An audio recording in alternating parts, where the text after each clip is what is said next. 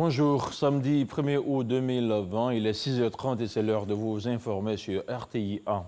La communauté musulmane de Côte d'Ivoire, à l'instar de celle du monde entier, a célébré vendredi l'Aïd el-Kébir à son domicile et entouré de ses proches. Le chef de l'État, le président Alassane Ouattara, a aussi sacrifié la tradition. L'obéissance à Dieu, le respect de la vie humaine, la patience et l'endurance durant l'épreuve sont des thèmes qui ont été passés en revue par l'imam Cissé Djighiba. On fait le point avec Mahama Traoré. La Tabaski, bien plus qu'une fête de dégustation du mouton, elle incarne la foi et la soumission du prophète Abraham envers Dieu. La genèse de ce récit coranique a été relatée au chef de l'État par l'imam Djighiba Cissé à la suite de la grande prière officiée dans l'enceinte de la résidence présidentielle, aux côtés du président de la République, famille et proches collaborateurs. Dans le désert de la Mecque, Sayyidina Ibrahim vit en songe qu'il devait sacrifier son fils Ismaïl. Et à son réveil, il lui raconta sa vision en ces termes. « Ô mon fils, je me suis vu en songe en train de t'immoler. Vois donc ce que tu en penses. » Le fils Ismaïl, serein et calme, répondit ceci à son père. « Ô papa, fais ce qui t'est recommandé par le Seigneur du monde. Tu me trouveras, Inch'Allah, du nombre des endurants, des patients. » Au moment où il s'apprêtait à accomplir l'acte d'immoler son fils, la voix d'Allah arrêta son geste en lui disant ceci. « Ô Abraham, tu es fidèle à ton engagement, à ton songe. Rachète ton fils avec le bélier que voici. » Pour le guide religieux, l'acte de dévotion du prophète Abraham et de sa famille inspire plusieurs enseignements.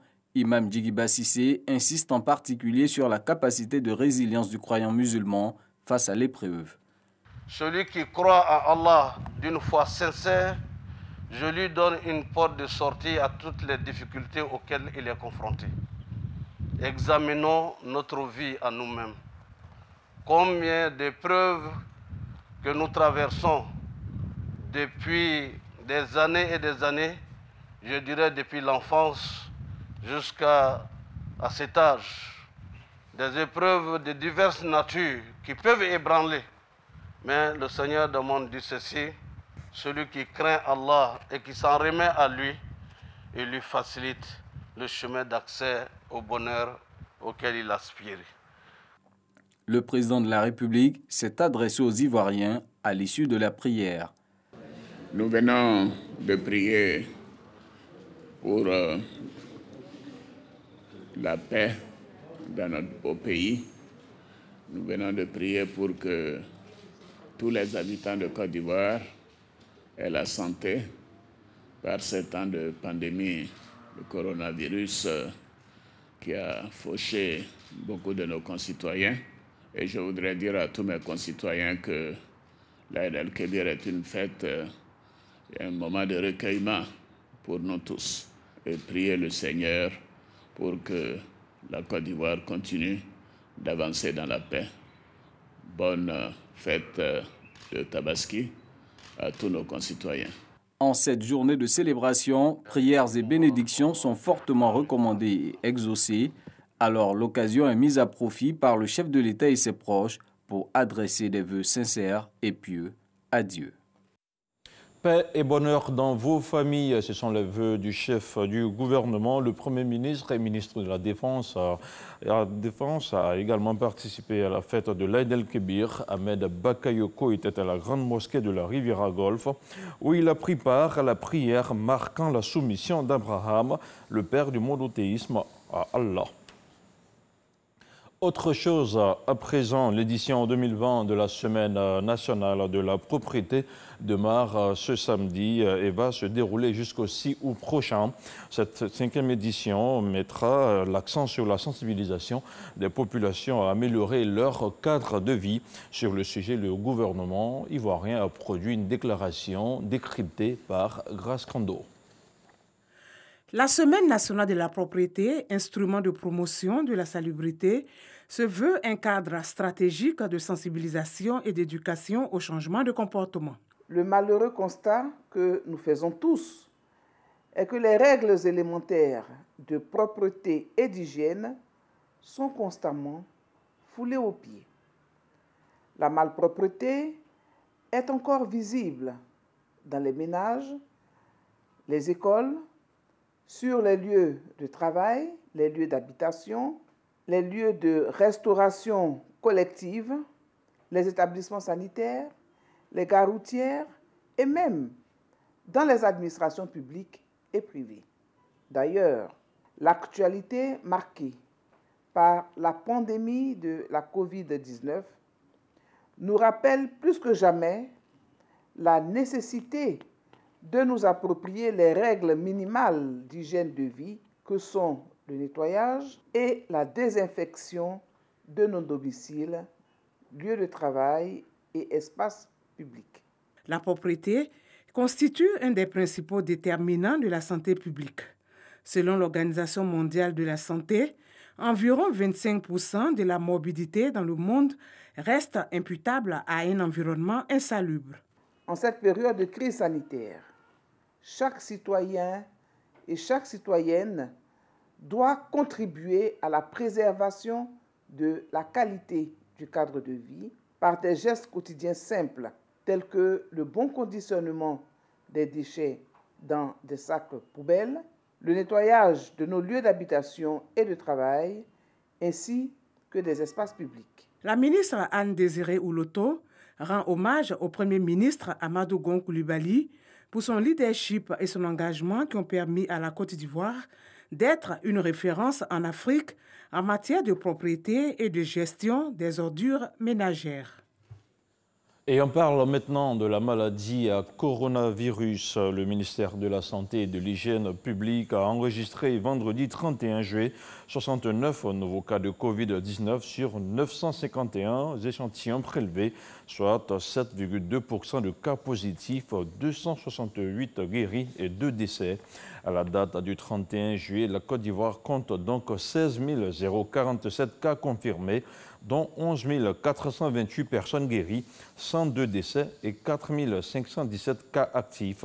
Le nombre total d'échantillons est de 100 685. La seconde édition du Prix africain de développement s'est déroulée cette semaine à Abidjan. 35 lauréats ont été récompensés et parmi eux, 3 lauréats de la RTI. Le directeur général Fosseni Dambélé a été distingué meilleur agent pour la promotion et le développement des médias. Patricia Omouetia. 35 lauréats issus de 8 pays. Des distinctions qui visent à promouvoir les actions de développement des acteurs africains. Plusieurs prix attribués. Au sein de la RTI, 3 prix ont été décernés. Prix du meilleur agent pour la promotion et le développement des médias attribué au directeur général de la RTI, Fosseni Dambélé. Prix du meilleur reportage télé attribué à Kader Sogodogo et le prix du meilleur présentateur télé attribué à Kolo Coulibaly selon le prix africain de développement. Quand on reçoit ce genre d'interpellation, c'est de continuer à travailler davantage et de mériter cette confiance, la confiance des téléspectateurs. Alors nous, quand on fait, évidemment, on sort la liste donc, des nominés, on le remet donc à nos experts, c'est eux qui font le sondage, et c'est à l'issue de ça, sur l'indice de notation qui est de 100, c'est à l'issue de ça évidemment, qu'on nous donne la liste définitive des lauréats. Les lauréats sont donc informés par voie de courrier. Pour cette deuxième édition du Prix africain de développement, le thème retenu est « Développement et arrêt de l'immigration clandestine ». C'est le travail de tous mes collaborateurs. Tous mes collaborateurs qui ont été admirables d'assiduité et d'abnégation par rapport au travail qui se fait au quotidien. Le secret, c'est un système de management très simple. Considérer tout le monde sur le même pied d'égalité et tirer le maximum de ce dont chacun est capable. À tous les jeunes de l'Afrique, de travailler et de prouver votre volonté, car c'est le travail qui paye. C'est un prix qui nous démontre encore une fois, si besoin en était, qu'il faut encore travailler, il faut aller plus loin, il faut continuer donc de mener nos efforts pour pouvoir faire connaître la créativité ivoirienne, la créativité africaine. Notre secret, c'est d'être constamment avec nos populations, de nous confondre avec cette population, d'être à leur écoute, je suis tout le temps avec ma population et donc nous faisons ce que la population décide. L'année précédente, 39 prix ont été décernés aux lauréats. Pour l'édition 2020, environ 50 prix ont été attribués aux acteurs ayant entrepris des actions de développement sur le continent africain. Autre chose, à présent, Korogo, la 4e région militaire du pays, a célébré la 2e édition de la fête des armées le 27 juillet dernier. La cérémonie a été l'occasion pour le commandant de la 4e région militaire du pays d'appeler à une meilleure sécurisation du territoire national. Un accent particulier a été mis sur la collaboration entre la population et les forces de défense et de sécurité. Voyons ensemble la correspondance d'Ami Sissoko. Prise d'armes et honneur militaire au drapeau. Minute de silence en hommage au Premier ministre Amadou Gon Coulibaly et aux soldats tombés au champ d'honneur. Sont là quelques temps forts de la célébration de la 2e édition de la fête des armées à Korogo. Cette fête vise à célébrer les mérites des forces de défense et de sécurité et leur rappeler les vertus qui doivent les guider, notamment la discipline, le don de soi et l'amour de la nation afin que les populations soient fières de leurs armées. Cette conquête ne saurait se faire sans que les forces armées n'assument pleinement leur rôle dans la consolidation de la cohésion sociale, de la paix et du développement de la nation. La situation sécuritaire du pays, la pandémie de la maladie à Covid-19 et la présidentielle d'octobre prochain ont constitué les principaux axes de l'intervention du colonel-major Mohamed Bachir Cissé, commandant la 4e région militaire. L'action des armées sera plus que déterminante dans ce sens où elle consistera d'une part à maintenir l'équilibre social, à œuvrer davantage au renforcement du lien armée-nation et d'autre part à mobiliser nos troupes pour la sécurisation de cette échéance électorale. La fête des armées, une initiative saluée par les populations face au contexte sécuritaire lié au terrorisme et au djihadisme. Ce que je peux dire à nos parents, c'est d'abord d'écouter les forces de l'ordre. Tout ce qu'on leur dit comme sensibilisation, c'est-à-dire lorsqu'on leur dit tous les étrangers suspects que vous ne connaissez pas bien, il faut les signaler soit à la police, soit à la gendarmerie, soit aux militaires, parce que c'est seules les informations qui peuvent nous permettre de lutter contre ce phénomène. Ce sont des journées qui permettent d'ouvrir un peu plus l'armée, de faire davantage connaître ce qu'on appelle communément la grande muette, et à partir de ce moment de renforcer le lien armée-nation.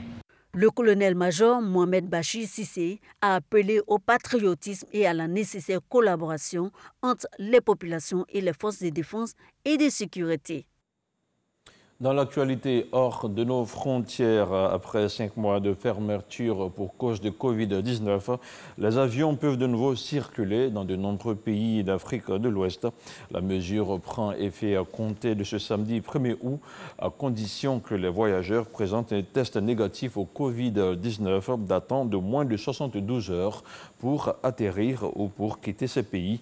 Les vols commerciaux pourront donc reprendre pour tous les voyageurs des pays de l'espace CEDEAO, sauf le Nigeria.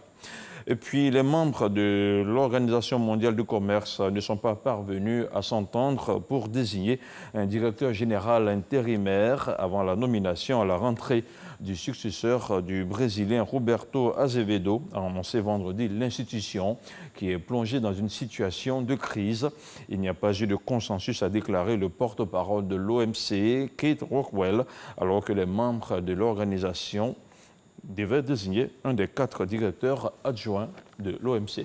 Et voilà, c'est tout pour ce 6h30. Merci de l'avoir suivi. Retrouvez Hamza Diaby à 13h. Quant à moi, je reviens à 23h.